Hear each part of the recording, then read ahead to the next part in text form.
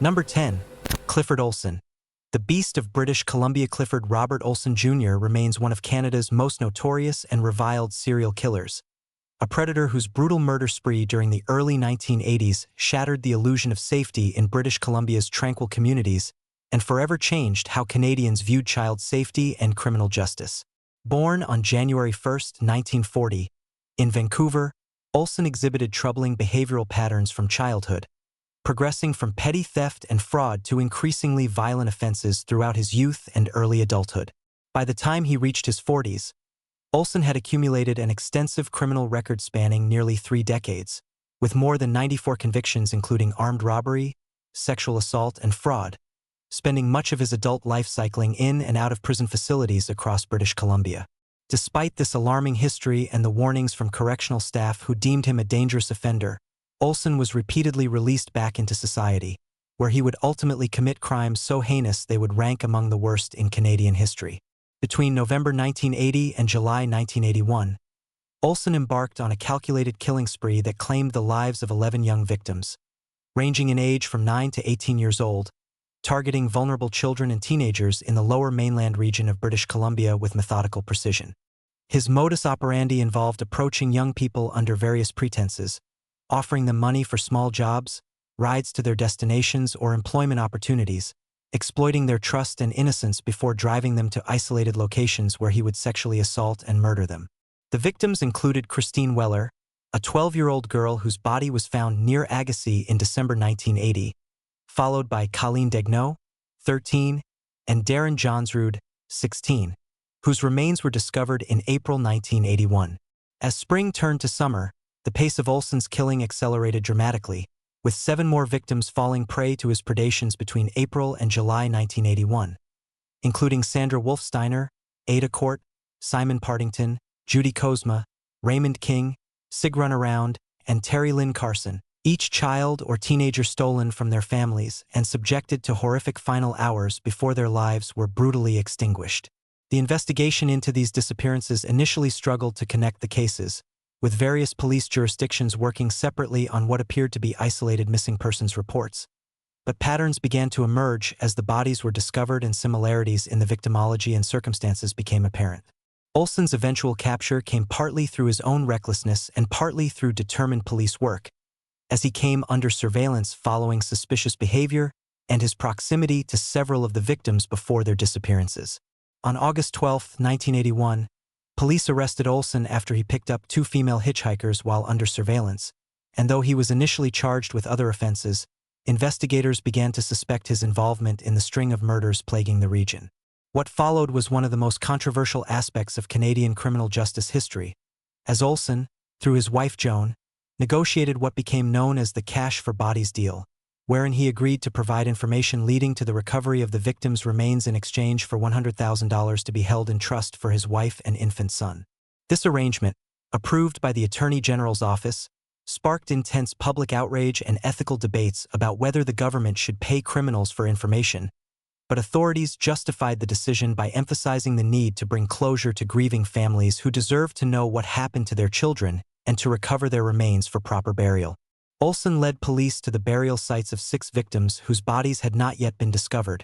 providing detailed accounts of each murder with a callousness and lack of remorse that shocked even hardened investigators,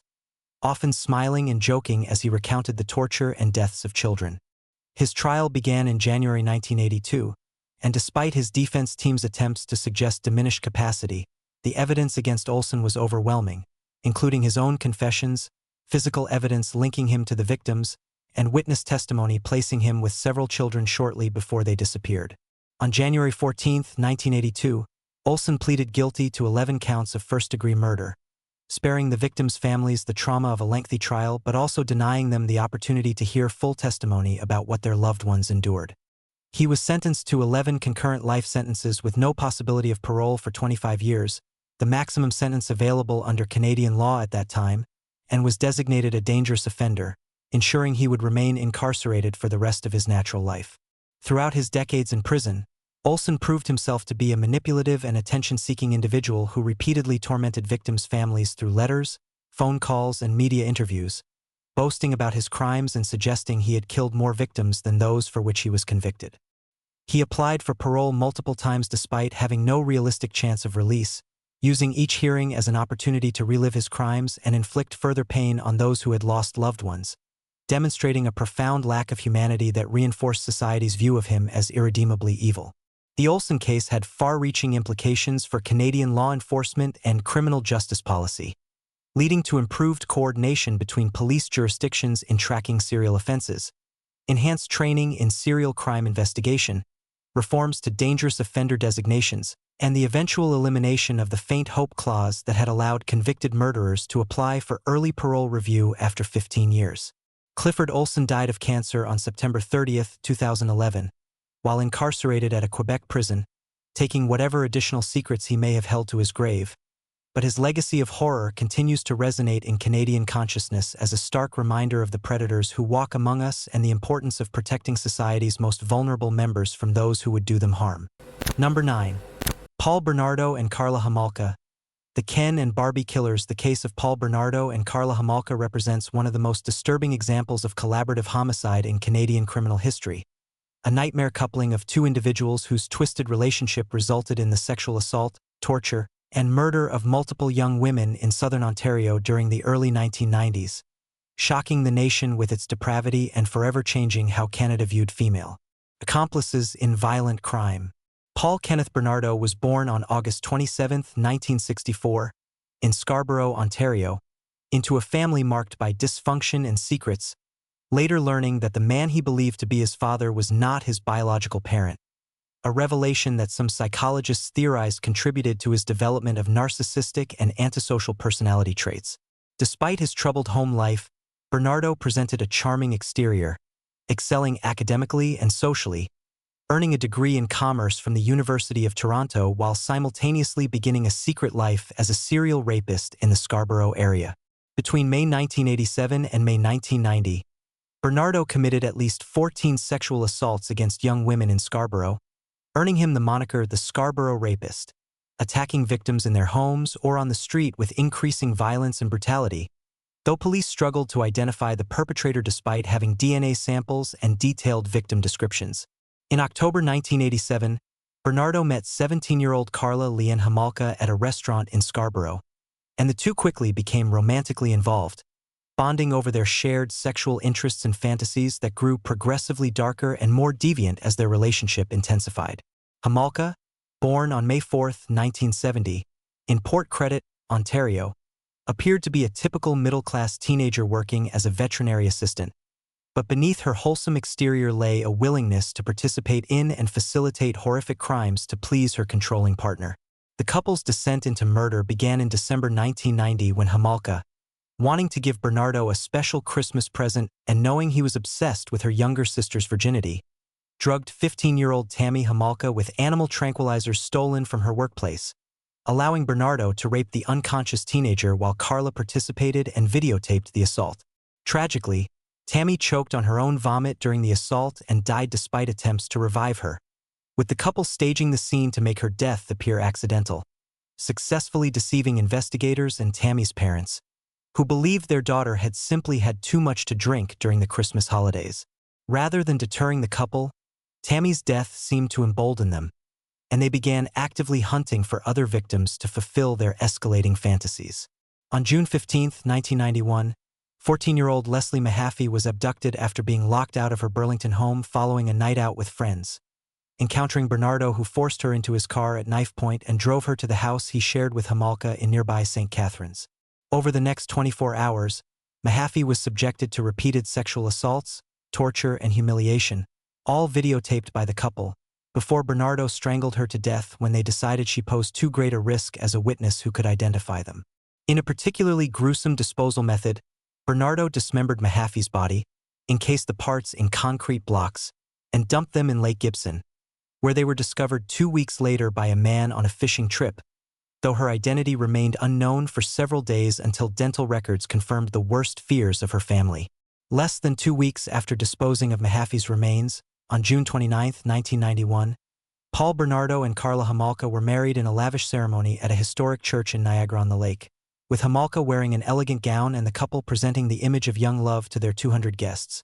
none of whom suspected that the bride and groom were murderers who had killed just days before. The couple's final known victim was 15-year-old Kristen French, who was abducted on April 16, 1992,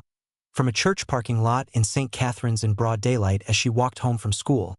with Homolka luring the teenager to their car by asking for directions while Bernardo forced her inside at knife point. French endured 3 days of sexual torture and assault, all meticulously documented on videotape, before Bernardo murdered her on April 19, 1992, disposing of her body in a ditch in Burlington where it was discovered on April 30, 1992. The investigation into these crimes intensified as police worked to connect the disappearances and murders, but the breakthrough came from an unexpected direction when Karla Homolka was hospitalized in January 1993 with severe injuries from a beating by Bernardo, leading her to contact a lawyer and eventually agree to cooperate with authorities. In February 1993, Homolka entered into one of the most controversial plea bargains in Canadian legal history, agreeing to testify against Bernardo in exchange for a reduced sentence of 12 years on 2 counts of manslaughter, a deal negotiated before prosecutors knew about the existence of videotapes that would later reveal Homolka's much more active participation in the crimes than she initially admitted. Bernardo was arrested on February 17, 1993, and charged with multiple offenses including 2 counts of first-degree murder, 2 counts of kidnapping, and numerous sexual assault charges, while police searched his home and eventually discovered the hidden videotapes that provided horrifying evidence of the couple's crimes. The videotapes, which defense lawyer Ken Murray concealed for 17 months before turning them over to authorities, showed Homolka as a willing and active participant in the assaults and murders, contradicting her portrayal of herself as a battered spouse acting under duress and sparking public outrage at the lenient deal she had received. Bernardo's trial began in May 1995 and became a media sensation, with graphic details of the crimes emerging during testimony, while the judge banned publication of many specifics and prohibited showing the videotapes in their entirety to spare victims' families additional trauma. On September 1, 1995, after deliberating for 9 days, the jury found Paul Bernardo guilty on all counts, including 2 counts of first-degree murder, and he was sentenced to life in prison with no possibility of parole for 25 years, later being declared a dangerous offender in 1995, ensuring he would remain incarcerated indefinitely beyond his minimum parole eligibility. Karla Homolka completed her 12-year sentence and was released from prison on July 4, 2005, despite widespread public opposition and concerns about her danger to society. Subsequently moving to the Caribbean and then to Quebec, where she married, had children, and attempted to rebuild her life under occasional public scrutiny and protest. The Bernardo Homolka case had profound impacts on Canadian criminal justice, leading to reforms in plea bargaining procedures, mandatory disclosure of evidence before plea deals are finalized, changes in dangerous offender legislation, and ongoing debates about rehabilitation versus public safety in sentencing decisions. The case also raised uncomfortable questions about female participation in violent crime, the nature of coercion and complicity in abusive relationships, and whether Homolka was truly a victim herself or an equally culpable partner in unspeakable evil, questions that continue to generate debate decades later as she lives freely while the families of her victims continue to grieve. Number 8. Robert Pickton. The pig farm killer Robert William Pickton stands as one of the most prolific serial killers in Canadian history. A seemingly unremarkable pig farmer whose property in Port Coquitlam, British Columbia, became the gravesite for dozens of murdered women, predominantly sex workers and drug users from Vancouver's impoverished downtown east side, in a case that exposed systemic failures in law enforcement, deep societal indifference toward marginalized victims, and the vulnerability of women trapped in cycles of addiction and survival sex work. Born on October 24, 1949, in Port Coquitlam, Pickton grew up on his family's pig farm in a household marked by squalor and dysfunction, developing into an awkward, socially stunted individual with limited education and poor hygiene who seemed content to spend his days working with livestock in increasingly filthy conditions. Together with his brother David, Pickton operated the farm and eventually turned part of the property into an illegal after-hours party venue called Piggy's Palace, attracting motorcycle gang members, drug dealers, and others to raucous events that provided Pickton with access to vulnerable women from Vancouver's most desperate communities. Beginning in the early 1990s and continuing until his arrest in 2002, Pickton systematically lured women from the downtown east side to his farm, offering them money, drugs, or both, before murdering them and disposing of their remains in the most horrific manner imaginable, butchering their bodies and allegedly feeding portions to his pigs or mixing human remains with pork products that were distributed to friends and potentially even sold to the public. The exact number of Pickton's victims may never be known with certainty, but evidence suggests he murdered at least 26 women and possibly as many as 49, targeting individuals whose disappearances were not immediately investigated with urgency because they came from marginalized populations that police and society often viewed as transient, unreliable, or undeserving of protection. Families and advocates for missing women had been raising alarms since the mid-1990s about the alarming number of women disappearing from the downtown East Side, compiling lists of missing persons and pressuring police to take action. But their concerns were largely dismissed or downplayed by authorities who suggested the women had simply moved away, were in hiding from abusive partners, or had died from drug overdoses in remote locations. The investigation into the disappearances was hampered by jurisdictional disputes between Vancouver police and the RCMP, inadequate resources devoted to cases involving sex workers, poor coordination of information, and institutional biases that devalued the lives of poor, addicted, and often Indigenous women, creating an environment where a predator could operate with virtual impunity for years. Pickton's name had actually surfaced in the investigation as early as 1998 when a woman reported being handcuffed and stabbed during an assault at the farm, but the case did not proceed after the victim, who struggled with addiction, did not appear in court, and opportunities to search the property at that time were not pursued aggressively. It was not until early 2002, when police executed a search warrant on the Pickton property in relation to illegal firearms charges, that officers began to uncover evidence of the murders, including personal belongings of missing women, identification documents, and ultimately human remains scattered across the sprawling farm property. As forensic teams meticulously combed through mountains of debris, soil, and pig pens on the property, they recovered DNA evidence, bone fragments, teeth, and other remains from at least 33 women,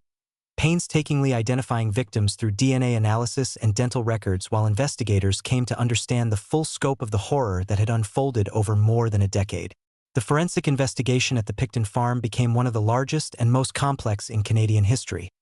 involving hundreds of officers, forensic anthropologists, archaeologists, and other specialists who worked under difficult conditions to recover and identify remains while processing a crime scene that sprawled across acres of contaminated land. Robert Pickton was arrested on February 22, 2002, and initially charged with 2 counts of first-degree murder, with additional charges added as the investigation progressed until he ultimately faced 26 murder charges,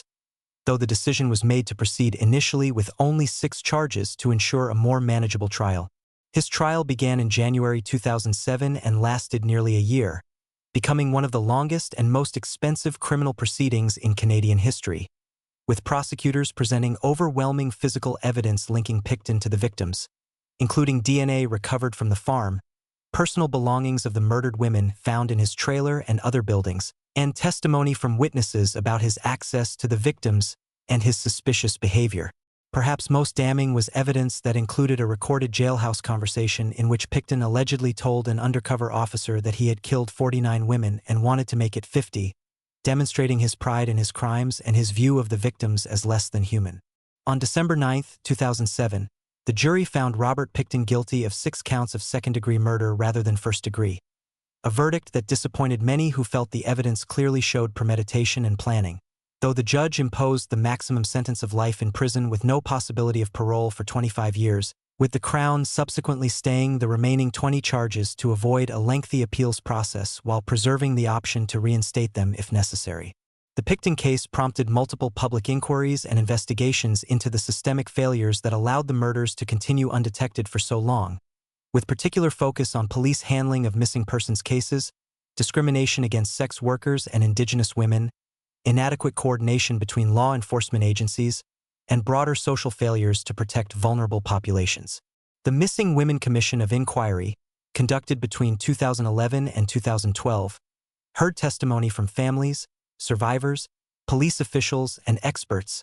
ultimately issuing 63 recommendations for reform in police procedures, victim services, and approaches to marginalized communities, though critics argued the inquiry failed to adequately address systemic racism and the ongoing crisis of missing and murdered Indigenous women in Canada. Many of Pickton's victims were Indigenous women, highlighting the disproportionate violence faced by Indigenous communities and the ways in which colonialism, poverty, addiction, and systemic discrimination create conditions where Indigenous women and girls are particularly vulnerable to predatory violence. Robert Pickton remains incarcerated in a maximum security prison, having survived a prison attack in 2007 that left him with serious injuries, and while he will be eligible to apply for parole in 2032, there is virtually no possibility he will ever be released given the nature of his crimes and the public safety risk he poses. The case continues to resonate in Canadian society as a symbol of systemic failures, social indifference toward marginalized communities, and the urgent need for reforms to protect vulnerable women from violence, serving as a tragic reminder that all lives have value and that society's most vulnerable members deserve protection, dignity, and justice regardless of their circumstances or life choices. Number 7. Russell Williams. The Colonel's dark secret. Colonel Russell Williams presented the picture of military excellence and trustworthiness. A decorated Canadian Forces officer who commanded Canada's largest Air Force base and piloted aircraft carrying dignitaries including Queen Elizabeth II and the Prime Minister, but behind his impressive uniform and impeccable service record lurked a disturbing sexual deviant who escalated from fetish burglaries to sexual assault and ultimately to brutal murder, shattering the nation's trust and revealing that even those in positions of ultimate authority and responsibility can harbor monstrous secrets. Born David Russell Williams on March 7, 1963, in Bromsgrove, Worcestershire, England, Williams moved to Canada with his family during childhood and grew up in communities across Ontario, displaying from an early age the ambition and discipline that would characterize his military career. After graduating from the University of Toronto with a degree in economics and political science,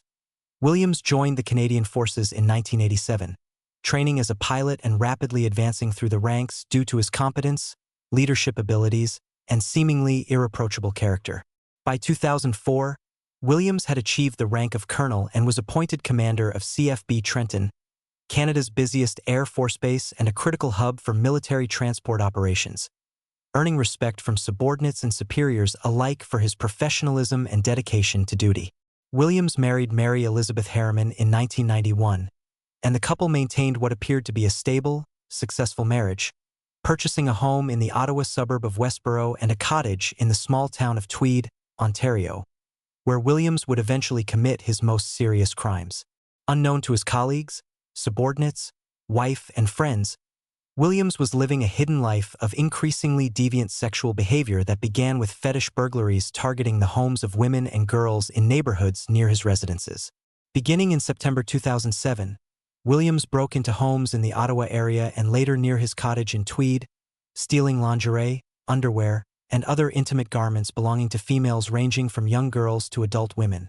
sometimes photographing himself wearing the stolen items and documenting his crimes with meticulous digital records. These burglaries escalated in frequency and boldness, with Williams breaking into dozens of homes over a 2-year period, often targeting the residences of women he knew through military connections or neighborhood proximity, including the homes of the daughters and wives of military personnel under his command. The compulsion driving Williams grew more intense and dangerous, progressing from simple theft to sexual assault when on September 17, 2009,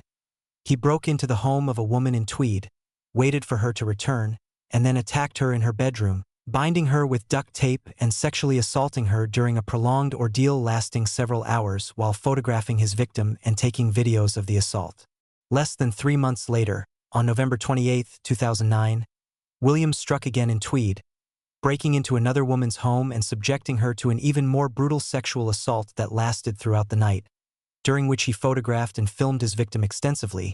stole her underwear, and left her traumatized but alive, bound with duct tape after he departed. These sexual assaults represented a terrifying escalation in Williams' criminal behavior,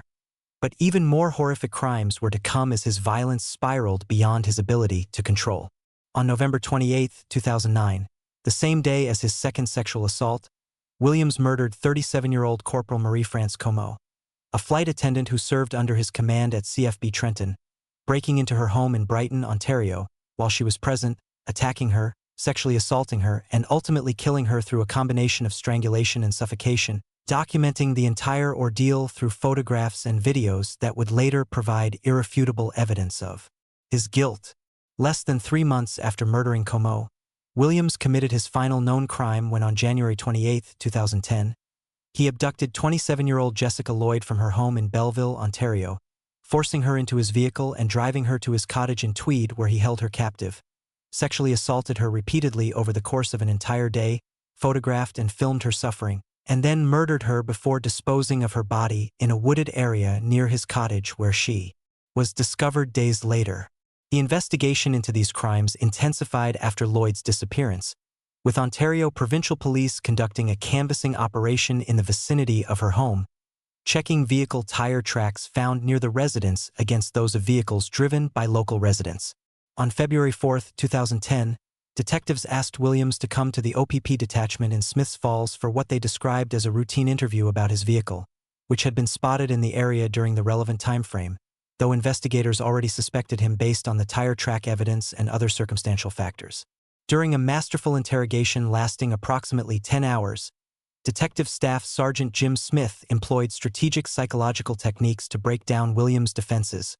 gradually presenting evidence, expressing empathy and understanding, offering opportunities for Williams to explain himself, and ultimately securing a full confession after Williams realized the evidence against him was overwhelming and escape was impossible. The interrogation, which was videotaped and later became a training tool for law enforcement agencies worldwide, showed Williams gradually slumping in his chair, crossing his arms defensively, and eventually admitting to all his crimes including the murders, sexual assaults, and burglaries, providing details of where he had hidden evidence and Jessica Lloyd's body. Williams led police to Lloyd's remains and directed them to his Ottawa home where they recovered thousands of photographs and videos documenting his crimes, massive collections of stolen underwear, and other evidence that painted a complete picture of his secret criminal life. He was charged with 2 counts of first-degree murder, 2 counts of sexual assault, and 82 counts of burglary,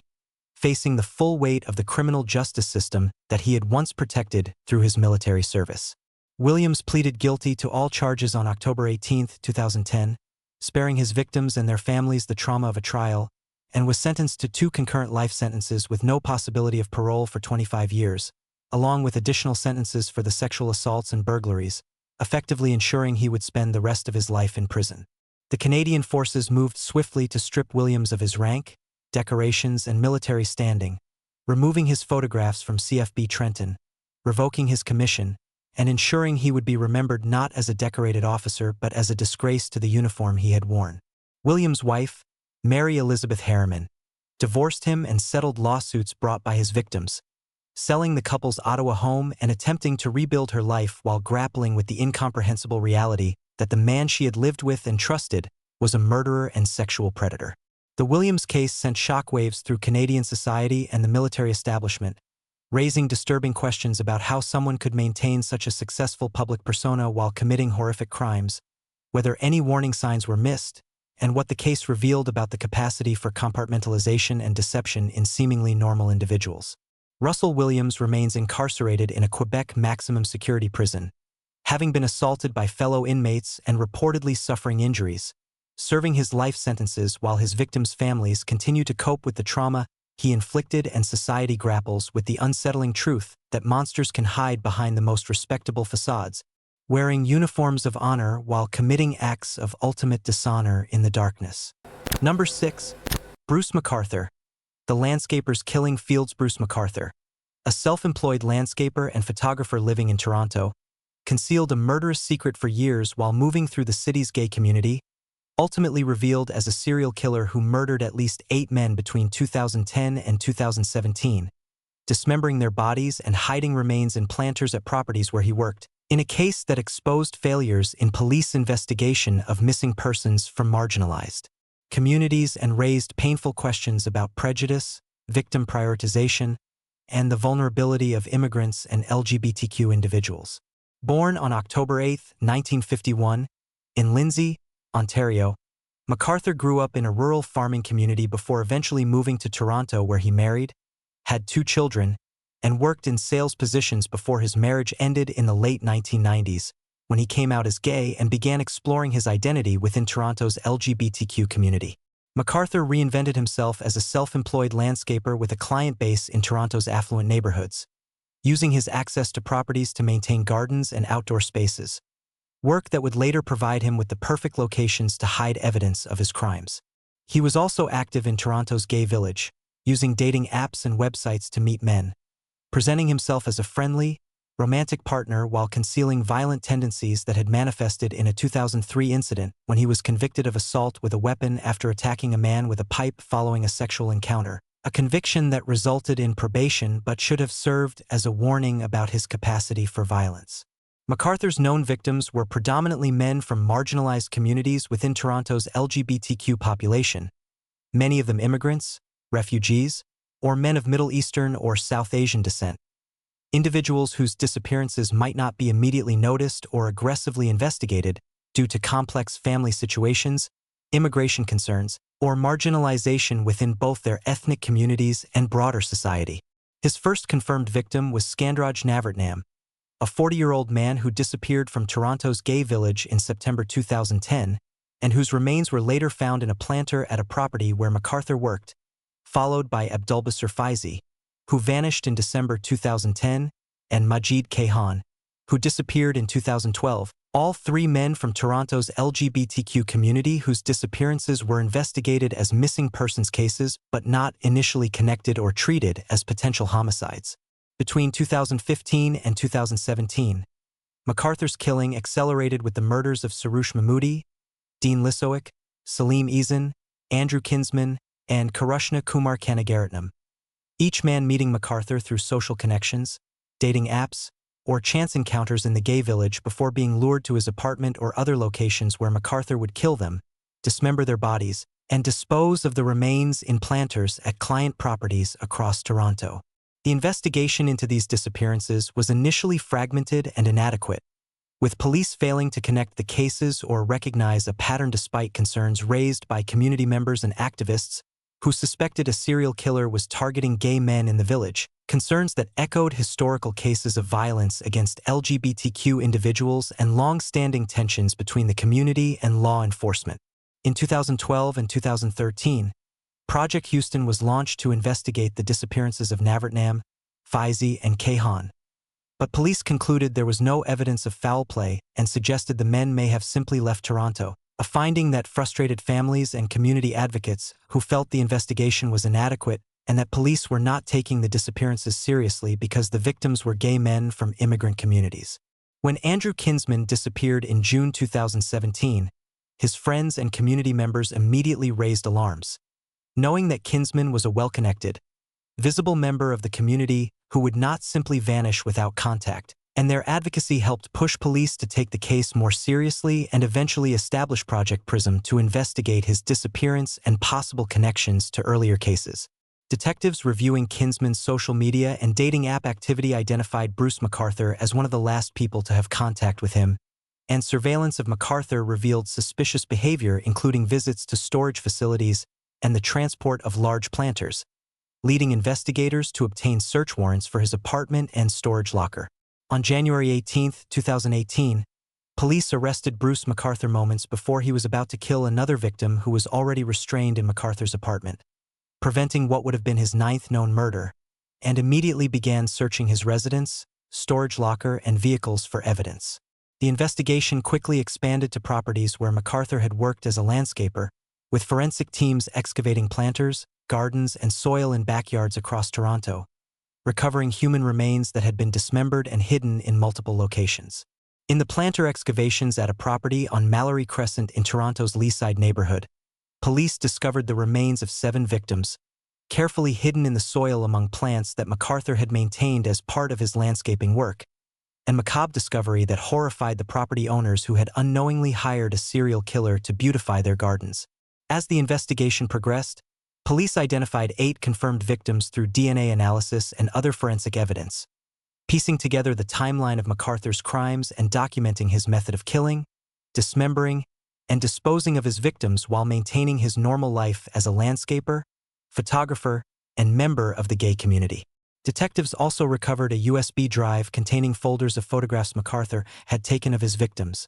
some alive and apparently unaware they were being photographed, others clearly deceased and staged in disturbing positions, providing chilling documentation of MacArthur's murders and his desire to keep trophies of his crimes. Bruce MacArthur was charged with 8 counts of first-degree murder, and on January 29, 2019, he pleaded guilty to all charges in a Toronto courtroom, admitting responsibility for the murders of Skandaraj Navratnam, Abdulbasir Faizi, Majid Kayhan, Sarush Mahmoodi, Dean Lisowick, Salim Izan, Andrew Kinsman, and Karushna Kumar Kanagaratnam, sparing families the trauma of a trial but also avoiding public testimony that might have revealed more details about his motivations and methods. On February 8, 2019, Justice John McMahon sentenced MacArthur to life in prison with no possibility of parole for 25 years, the maximum sentence available under Canadian law, with the judge describing the crimes as among the most heinous ever committed in Canada and noting MacArthur's betrayal of trust within the LGBTQ community. The case prompted significant criticism of Toronto Police Service's handling of the investigations into missing men from the gay village, with an independent review finding that systemic bias, inadequate investigation protocols, poor coordination, and failure to listen to community concerns had allowed MacArthur to continue killing for years after his crimes should have been detected. The missing and murdered men were predominantly from marginalized groups within an already marginalized community. Immigrants, refugees, men estranged from families, individuals struggling with housing or employment, highlighting how intersecting forms of marginalization create vulnerabilities that predators exploit and that law enforcement often fails to prioritize. In June 2022, Toronto Police Chief James Raymer issued a formal apology to the LGBTQ community, acknowledging that institutional biases and investigative failures had contributed to the deaths of MacArthur's later victims, admitting that police should have recognized the pattern sooner and acted more decisively to protect vulnerable community members. The MacArthur case led to reforms in missing persons investigations, improved training on cultural competency and LGBTQ issues, enhanced protocols for recognizing patterns and disappearances, and renewed commitments to treating all missing persons cases with equal urgency regardless of the victim's background or lifestyle, though advocates continue to push for deeper systemic changes to address ongoing marginalization and violence against LGBTQ and immigrant communities. Bruce MacArthur remains incarcerated in a federal maximum security prison, serving his 8 consecutive life sentences while the families of his victims, Toronto's LGBTQ community, and broader society continue to grapple with the horror of his crimes and the systemic failures that allowed them to continue for so long, serving as a painful reminder that vigilance, inclusivity, and genuine respect for all community members are essential to preventing such tragedies and ensuring that every person's life and safety are valued equally. Number 5. Cody Legebokoff. Canada's youngest serial killer Cody Allan Legebokoff earned the disturbing distinction of becoming one of Canada's youngest convicted serial killers. A seemingly ordinary young man from a small British Columbia community whose brutal murder of 4 women between 2009 and 2010 shocked the nation and challenged assumptions about the age at which serial killers begin their crimes, revealing that extreme violence can emerge even in individuals barely past adolescence. Born on January 21, 1990, in Fort St. James, British Columbia, Legebokoff grew up in Prince George, a small city in central BC, where he attended high school, played sports, and appeared to be a typical teenager without obvious signs of the violence that would emerge in his late teens. After graduating, Legebokoff worked at a local Ford dealership as a mechanic and reportedly maintained friendly relationships with coworkers and acquaintances, though those who knew him later described a troubled side involving drug use, concerning behavior, and an interest in violent imagery and weapons. Between June 2009 and October 2010, when Legebokoff was just 19 and 20 years old, he murdered 4 women in the Prince George area. Lauren Dawn Leslie, Jill Stacy Stachenko, Cynthia Frances Moss, and Natasha Lynn Montgomery, each victim targeted through different circumstances but all subjected to brutal violence before their deaths. His first known victim was 15-year-old Lauren Leslie, a young woman who lived in Fraser Lake and was in Prince George visiting friends when she encountered Legebokoff on November 27, 2010, though evidence suggests she may not have been his first victim chronologically despite being the crime for which he was first arrested. On that night, Legebokoff picked up Leslie and drove her to a remote area south of Prince George where he beat her to death with a pipe wrench in an attack of shocking brutality, leaving her body in a forest area where she was discovered weeks later by an individual walking in the woods. Legebokoff's arrest came shortly after Leslie's murder when an RCMP officer conducting a routine traffic stop noticed what appeared to be blood on the young man's face, legs, and clothing, along with a suspicious pickaxe in his truck, leading to his detention and the subsequent investigation that would uncover his connection to multiple murders. As investigators examined Legebokoff's background, vehicle, and activities, they discovered evidence linking him to 3 other murders that had occurred in the previous year and a half, all involving women who had been reported missing from the Prince George area and whose bodies had been found in rural locations outside the city. Jill Stacy Stachenko, a 35-year-old mother of 6, disappeared in October 2009, and her body was discovered in a gravel pit on the outskirts of Prince George, with evidence suggesting she had been beaten and stabbed to death, though her murder initially remained unsolved until Legebokoff's eventual arrest and confession. 35-year-old Cynthia Frances Moss vanished in September 2010, and her body was found in a park on the outskirts of Prince George the following month, the victim of a brutal homicide that also went unsolved until linked to Legebokoff through forensic evidence and his eventual statements to police. Natasha Lynn Montgomery, a 23-year-old woman, was last seen in August 2010 in downtown Prince George, and while her body was never recovered, evidence including blood found in Legebokoff's apartment and truck, along with his own admissions, established that he had murdered her as well. The investigation revealed that Legebokoff had used his truck to transport victims to remote locations where he could commit violence without witnesses, and forensic analysis of his vehicle yielded DNA evidence from multiple victims, while searches of his apartment recovered additional evidence including blood traces, suspicious photographs, and items belonging to the murdered women. 3 of Legebokoff's 4 confirmed victims, Stachenko, Moss, and Montgomery, were women involved in the sex trade or struggling with addiction, populations particularly vulnerable to predatory violence and whose disappearances might not be immediately investigated with full urgency, while Leslie was a teenage girl who simply had the misfortune of encountering Legebokoff at a vulnerable moment. During interrogations, Legebokoff initially denied involvement in the murders but eventually provided partial admissions while attempting to minimize his culpability, claiming in some instances that he had been present when others committed the killings or that the deaths occurred accidentally during rough sexual encounters, explanations that investigators and prosecutors rejected as transparently self-serving lies contradicted by forensic evidence. Legebokoff was charged with 4 counts of first-degree murder, and his trial began in June 2014 in Prince George, attracting significant media attention due to his young age and the brutal nature of his crimes, with prosecutors presenting overwhelming physical evidence including DNA, blood traces, victim belongings found in his possession, and forensic pathology establishing the violent manner in which the women died. The defense attempted to argue that Legebokoff had been present at the death scenes but had not committed the murders himself,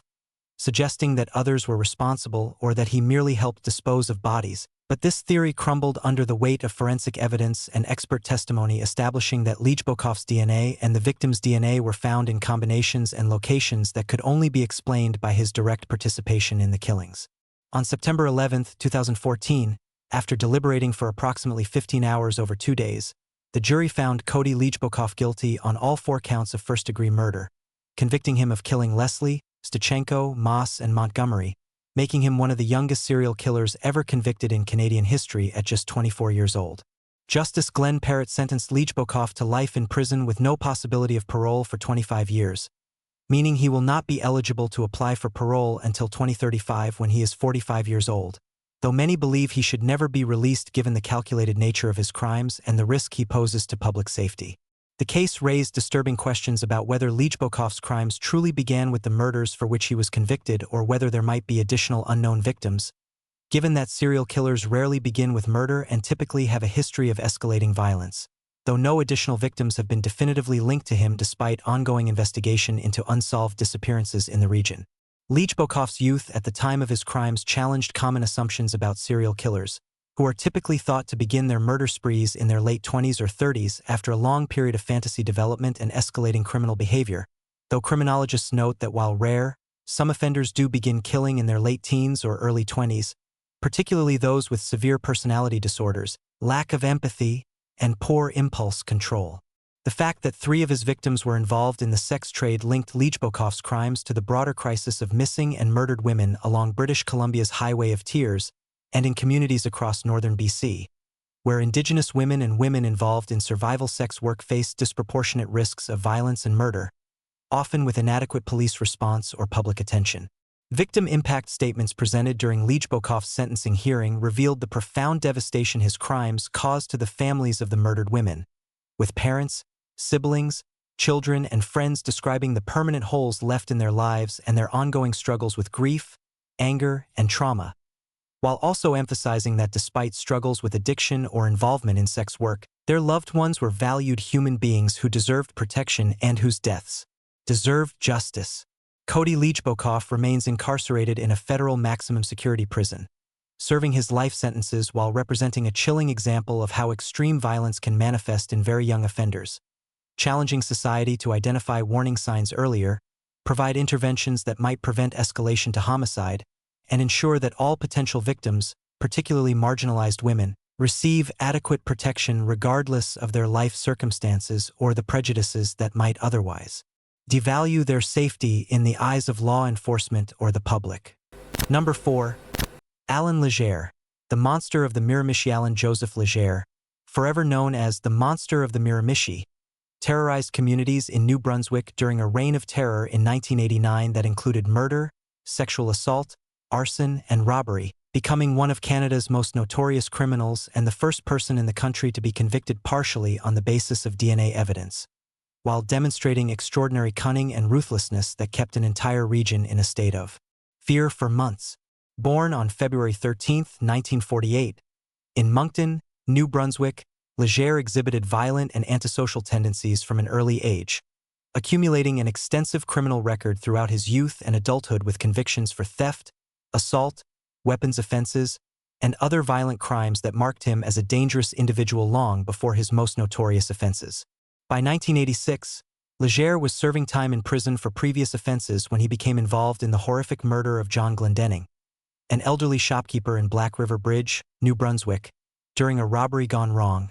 a crime for which Legere and an accomplice were convicted and sentenced to life imprisonment in 1987. While serving his life sentence at the Atlantic Institution Maximum Security Prison in Rennes, New Brunswick, Legere was transported to the Georges Dumont Hospital in Moncton on May 3, 1989, for medical treatment of an ear infection, a routine transfer that would prove to be a catastrophic security failure when Legere managed to escape custody while being returned to prison. Legere overpowered his guards and fled into the night, beginning a 7-month reign of terror that would grip New Brunswick with fear and demonstrate the horrific consequences of escaped violent offenders being loose in the community. Within days of his escape, on May 29, 1989, Legere broke into the home of 75-year-old Annie Flam and her sister Nina Flam, aged 61, in the small community of Chatham Head, brutally beating and sexually assaulting both women before murdering them and setting fire to their home in an attempt to destroy evidence, launching what would become a series of escalating violent crimes across the Miramichi region. The murders of the Flam sisters shocked the tight-knit community and initiated one of the largest manhunts in Canadian history, with the RCMP deploying hundreds of officers to search for Legere while residents lived in constant fear, locking their doors, checking and rechecking security measures, and reporting any suspicious activity to authorities who struggled to locate the fugitive despite the massive resources devoted to the search. Legere proved to be extraordinarily elusive, surviving in the wilderness and apparently moving through rural communities with a combination of cunning and local knowledge, while demonstrating a complete lack of conscience by continuing to commit violent crimes even as police intensified their efforts to capture him. On September 13, 1989, Legere broke into the home of Reverend James Smith, a Catholic priest in Chatham Head, beating the 54-year-old clergyman to death in a savage attack before setting fire to the rectory, a crime that further terrified the community and demonstrated Legere's willingness to target anyone regardless of their position or vulnerability. Less than a month later, on October 13, 1989, Legere committed another horrific crime when he broke into the home of Linda Donnie, a 41-year-old single mother, in Chatham, sexually assaulting and brutally beating her to death before setting fire to her residence, continuing his pattern of violence combined with arson in an attempt to eliminate forensic evidence. His final known victims during this rampage were John Donnie, aged 53, and his wife Mary, aged 45, who were attacked in their home in Newcastle on November 16, 1989, with Legere beating John to death and seriously injuring Mary, who miraculously survived despite suffering severe trauma including skull fractures and other life-threatening injuries that required lengthy hospitalization and rehabilitation. The attack on Mary Donnie, though she survived, provided investigators with crucial information as she was able to provide a description of her attacker and details of the assault that helped confirm Legere as the perpetrator of the series of crimes. Throughout this period, the massive manhunt continued with RCMP officers conducting thousands of interviews, following up on hundreds of tips from terrified residents, setting up roadblocks and checkpoints, and employing tracking dogs, helicopters, and other resources in an attempt to locate Legere, while the public remained in a state of near panic with many families fleeing the region temporarily or taking extreme security precautions in their homes. Legere's ability to evade capture for 7 months despite the intensive search effort demonstrated his knowledge of the terrain, his survival skills, and his capacity for hiding among the rural communities of New Brunswick, allegedly breaking into homes and cottages to steal food, clothing, and other supplies while somehow avoiding the hundreds of officers searching for him. His crime spree finally ended on November 24, 1989, when he was captured at a residence in Rogersville, New Brunswick, after officers received a tip and surrounded the location,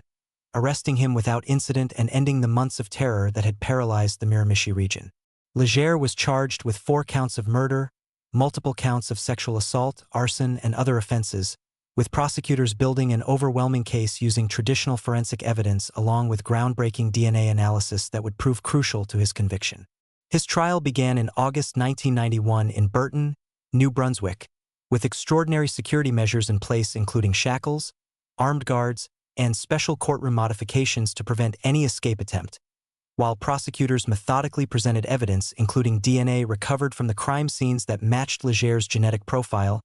testimony from survivors and witnesses, physical evidence connecting him to the victims and their homes, and documentation of his movements during the months following his escape. The DNA evidence in particular represented a landmark moment in Canadian criminal justice, as Legere became the first person in the country to be convicted partly on the basis of genetic evidence, with expert witnesses explaining to the jury how DNA analysis could identify individuals with scientific certainty by matching genetic material recovered from crime scenes to samples from suspects. On November 3, 1991, the jury found Allan Legere guilty on all counts including 4 counts of first-degree murder, convicting him of the murders of Annie and Nina Flam, Reverend James Smith, and Linda Donnie, as well as the attempted murder of John and Mary Donnie, multiple sexual assaults, and arson charges. Justice David Russell sentenced Legere to life in prison with no possibility of parole for 25 years on each murder count, with sentences to be served consecutively, though Canadian law does not actually allow true consecutive life sentences, meaning Legere would technically be eligible to apply for parole after 25 years despite the judge's intent to impose multiple life terms. In 2015, when Legere became eligible to apply for parole after serving 25 years, the Parole Board of Canada denied his application after reviewing his prison record, which showed he remained violent, refused to participate in rehabilitation programs, demonstrated no remorse for his crimes, and continued to pose an extreme danger to public safety if released. Legere has been designated a dangerous offender, a legal classification reserved for the most serious repeat violent criminals, ensuring that even when he becomes eligible for parole applications, the board can deny release indefinitely if he continues to pose an unacceptable risk to the community. The monster of the Miramichi remains incarcerated in maximum security conditions, where he is expected to remain for the rest of his natural life given his refusal to engage with rehabilitation, his ongoing violent behavior even in prison, and the extreme nature of his crimes which demonstrated a level of brutality and lack of conscience that marks him as one of Canada's most dangerous offenders. The Legere case had lasting impacts on Canadian correctional policies, leading to enhanced security protocols for medical transports of high-risk prisoners, improved risk assessment procedures, better coordination between correctional facilities and external medical providers, and increased scrutiny of decisions to transport dangerous offenders outside secure prison environments. For the communities of the Miramichi region, the terror of 1989 left permanent psychological scars, with many residents still remembering the months of fear when they lived in dread of the monster who prowled their neighborhoods, targeting the innocent and vulnerable while demonstrating an inhuman capacity for violence that shattered the peace of previously safe communities, and served as a chilling reminder that evil can strike anywhere and that vigilance and strong justice systems are essential to protect society from its most dangerous members. Number 3. Peter Woodcock, A Life of Violent Compulsion. Peter Woodcock, born David Michael Kruger on March 5, 1939, in London, Ontario, became one of Canada's most disturbing examples of a violent sexual predator whose crimes spanned decades and demonstrated the challenges of treating and managing individuals with deep-seated violent compulsions, committing brutal murders as a teenager and then, after decades of psychiatric treatment, committing murder again when given a conditional release, proving that some offenders cannot be safely managed outside secure institutional settings. Woodcock's early life was marked by severe instability and trauma, with his biological mother giving him up for adoption shortly after birth, leading to his placement with foster families where he reportedly experienced abuse, neglect, and instability that contributed to the development of severe psychological problems including violent fantasies and compulsive behaviors. By his early teens, Woodcock was already exhibiting disturbing behavior including animal cruelty, fire setting, theft, and aggressive outbursts, classic warning signs of emerging violent psychopathy that should have triggered intensive intervention, but instead were inadequately addressed by the child welfare and mental health systems of the 1950s. In September 1956, when Woodcock was just 17 years old,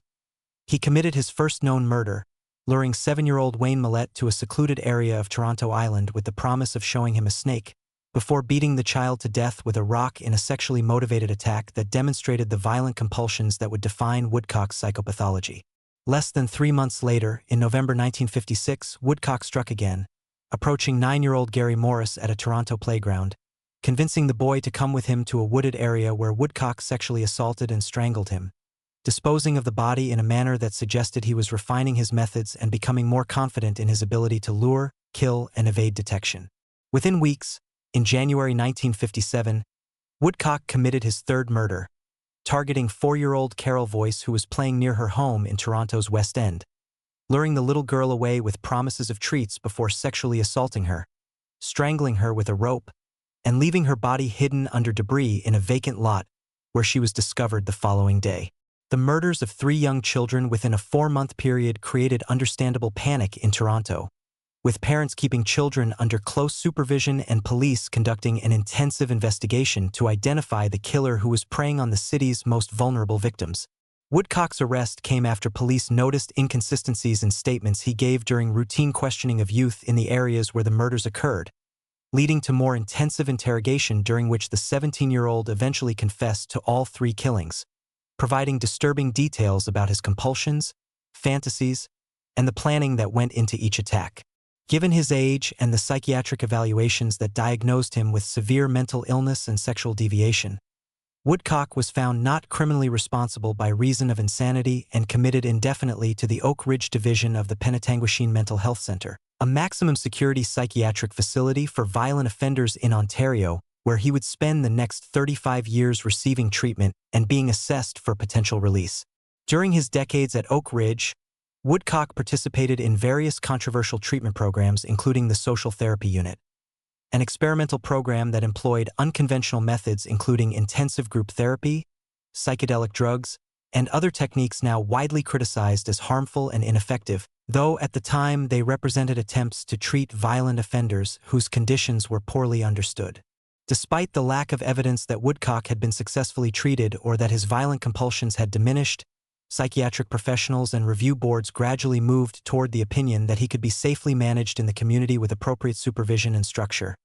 a decision that would prove catastrophically wrong and highlight the difficulties in accurately assessing risk in violent sexual offenders. In 1991, after 34 years of institutionalization, authorities granted Woodcock his first supervised day passes into the community as part of a gradual reintegration process, decisions that were controversial but defended by treating psychiatrists who believed Woodcock had made progress and could benefit from carefully controlled exposure to life outside the institution. On July 13, 1991, during what was supposed to be a supervised outing to a park in Bracebridge, Ontario, Woodcock and another psychiatric patient named Bruce Hamill, who was also on a supervised pass, brutally attacked and murdered Dennis Kerr, a 33-year-old fellow patient who had been accompanying them on the outing, with Woodcock and Hamill beating Kerr to death with rocks and sticks in an attack of shocking violence that demonstrated Woodcock's violent impulses remained unchanged. despite decades of treatment. The murder of Dennis Kerr while Woodcock was on a supposedly supervised day pass created a massive scandal and prompted intense criticism of the psychiatric system.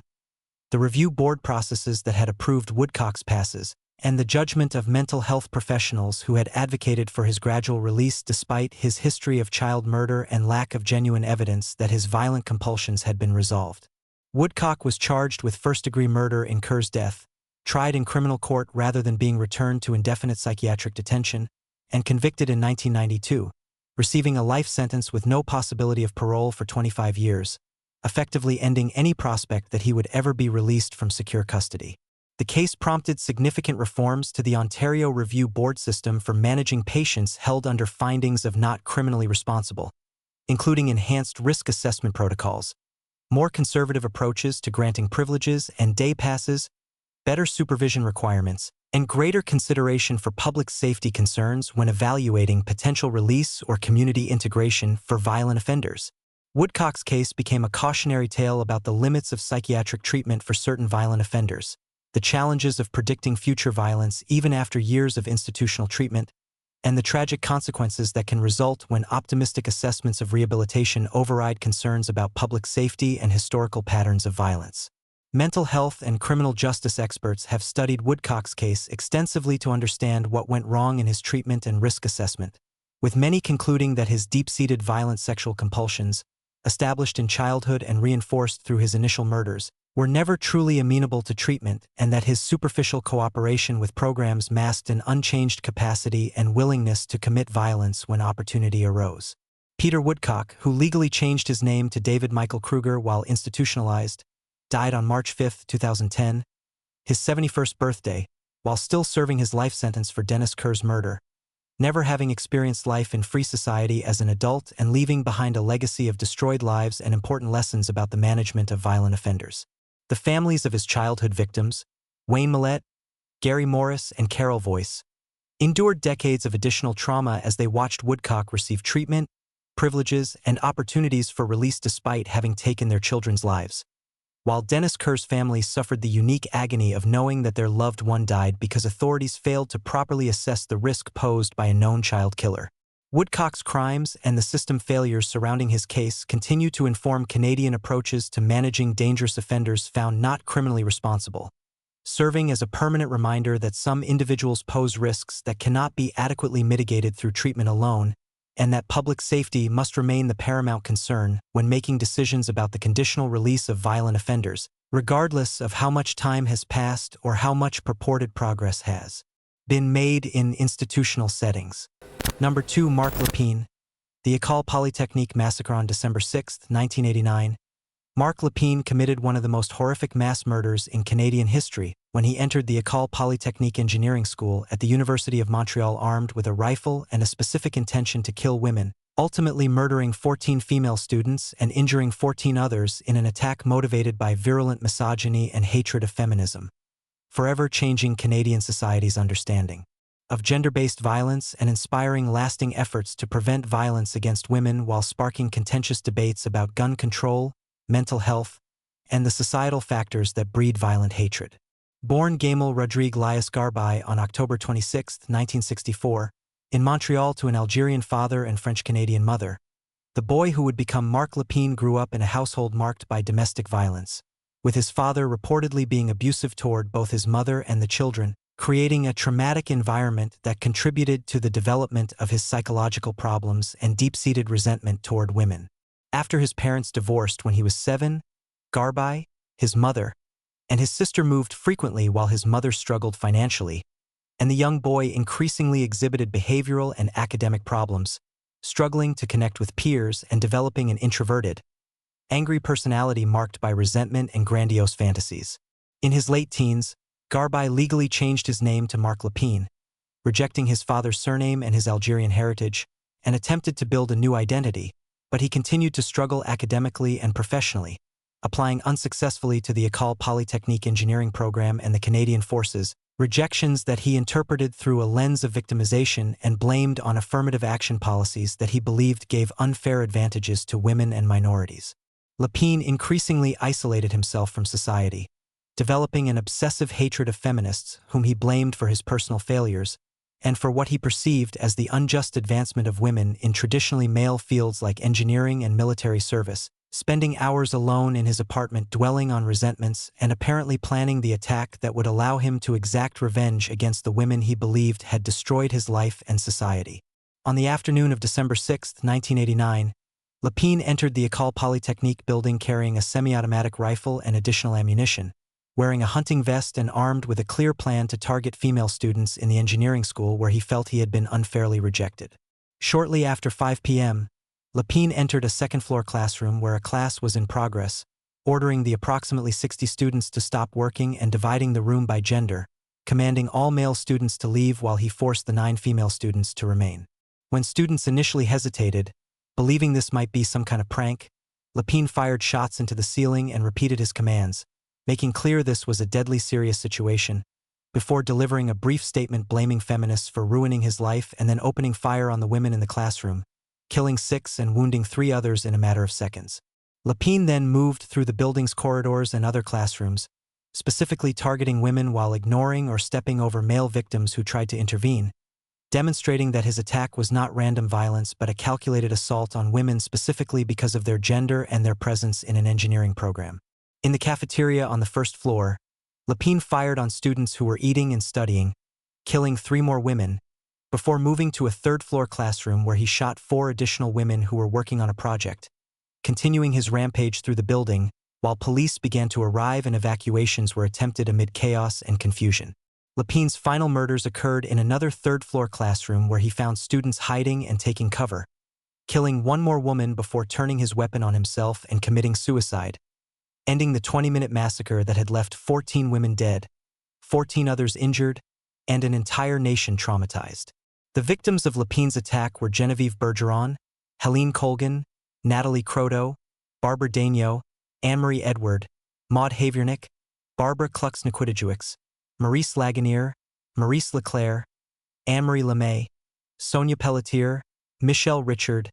Annie S. Arnault, and Annie Turcotte, bright young women pursuing engineering degrees and planning futures that were stolen by a man who believed women had no right to occupy spaces he deemed rightfully male. In Lepine's suicide note and other writings discovered afterward, he explicitly stated his hatred of feminists, blamed women for his personal failures, and included a list of prominent Quebec women whom he considered targets because of their advocacy for women's rights and gender equality, making abundantly clear that this was an anti-feminist attack specifically targeting women as a class. The École Polytechnique massacre sent shockwaves through Canadian society,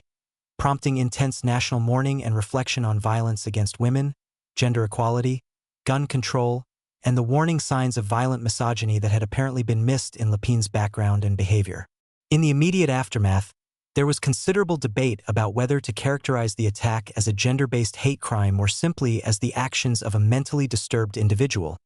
with some commentators uncomfortable with labeling it as anti-feminist violence and others insisting that Lepine's own words and actions made his motivations unmistakable. Women's groups and feminist organizations emphasized that the massacre was the most extreme manifestation of a broader culture of violence against women that included domestic violence, sexual assault, workplace harassment, and systematic discrimination,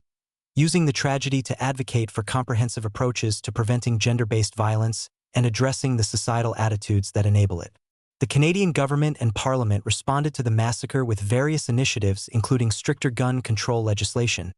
particularly the Firearms Act of 1995, which established licensing requirements and restrictions on certain types of weapons, though gun control remained politically contentious with advocates arguing for even stronger measures and opponents claiming restrictions unfairly targeted law-abiding gun owners, rather than addressing mental health and criminal behavior. December 6th was designated as the National Day of Remembrance and Action on Violence Against Women in Canada, commemorated annually with ceremonies, White Rose campaigns, and educational initiatives aimed at preventing violence against women and promoting gender equality, ensuring that the victims of the École Polytechnique massacre would be remembered and that their deaths would inspire ongoing efforts toward a more just and safe society. Memorials to the 14 murdered women were established at the École Polytechnique and in communities across Canada, serving as permanent reminders of the tragedy and the work that remains to be done to address violence against women. with the names of the victims inscribed and their achievements and potential honored even as their lives were stolen. The massacre also prompted increased attention to warning signs of violent extremism based on gender ideology, with experts noting that Lepine's hatred of women and feminists,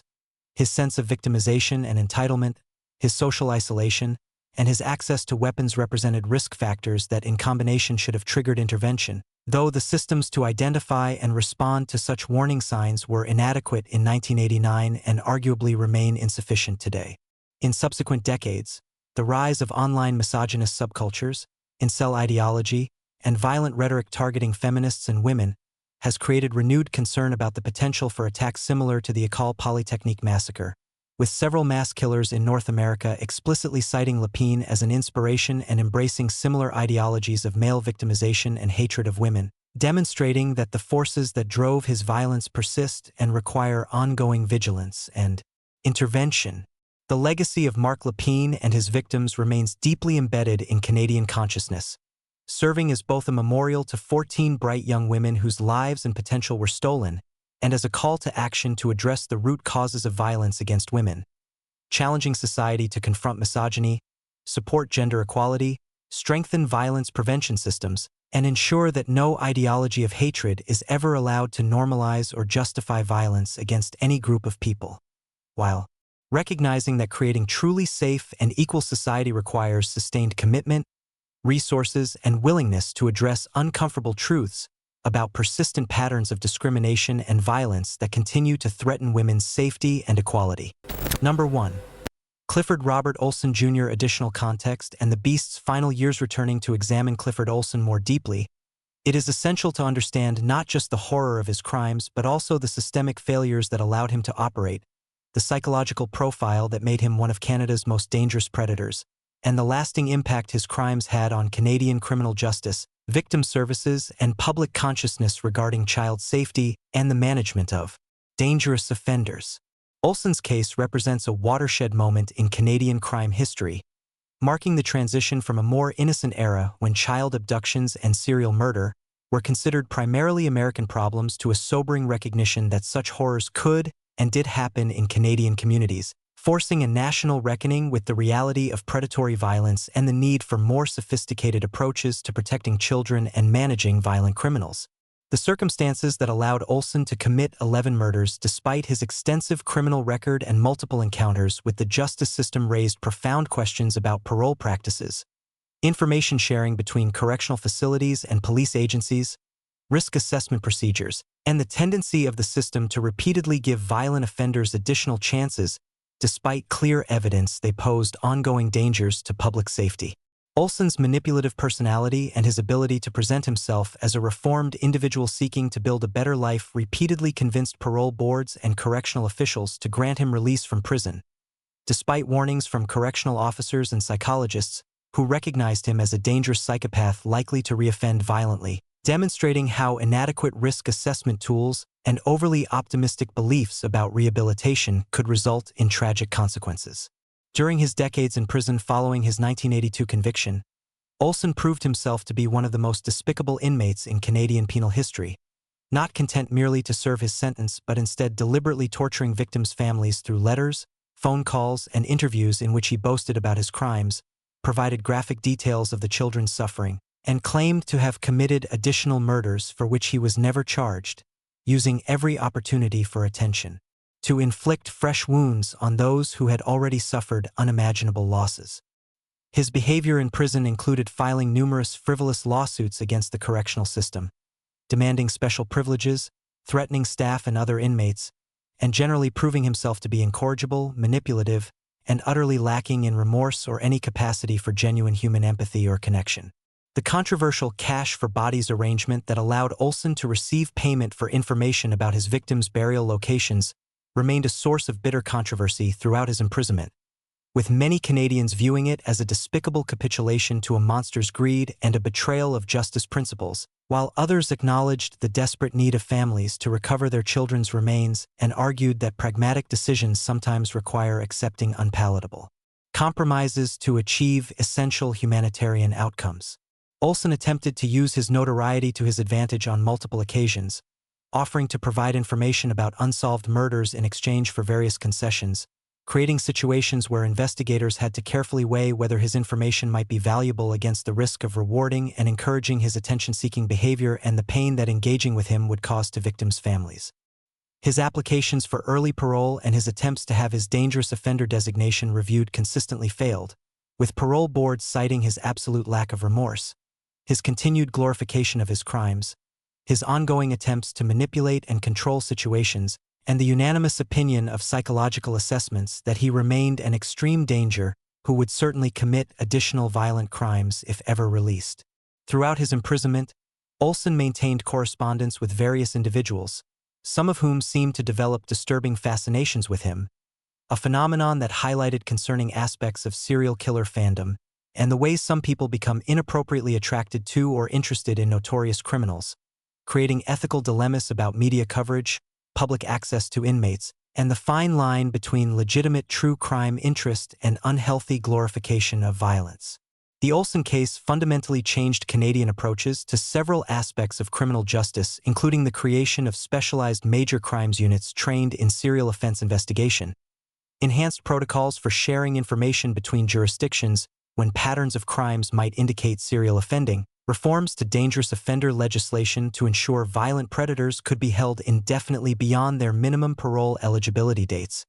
improvements to victim services, including support for families navigating the criminal justice system, and enhanced public education about child safety and stranger danger. Though experts note that the overwhelming majority of child abuse occurs within families or trusted institutions rather than from stranger abductions. The case also contributed to public support for the elimination of the faint hope clause in Canadian law, which had previously allowed convicted murderers serving life sentences to apply for parole after just 15 years despite being sentenced to 25-year minimums, with Olsen's repeated parole applications serving as powerful examples of why such early review opportunities were inappropriate for the most dangerous offenders. When Olsen was diagnosed with terminal cancer in 2010, news that his death was imminent brought mixed reactions from the public and victims' families, with some expressing satisfaction that he would soon no longer be able to torment them from prison, while others emphasized that no punishment, including death from disease, could ever be proportionate to the suffering he had inflicted on innocent children and their families. Clifford Olsen died on September 30, 2011, in a Quebec prison hospital at age 71, taking to his grave any additional secrets about crimes he may have committed and bringing a measure of closure to families who no longer needed to fear his letters, phone calls, or parole applications, though the trauma his crimes inflicted will never fade for those who lost loved ones to his predation. His death prompted reflection on his legacy as one of Canada's most notorious criminals, with discussion focusing not on his life or personality, but rather on the system's changes his crimes inspired. The importance of listening to those who work most closely with violent offenders when they warn about dangers, the need for eternal vigilance in protecting children from predators, and the sobering recognition that evil exists even in societies that pride themselves on peace, order, and good government, requiring constant attention to ensure that the vulnerable are protected and that those who would harm them are identified, stopped, and removed from society permanently when they demonstrate through their actions that they cannot be safely managed in free communities.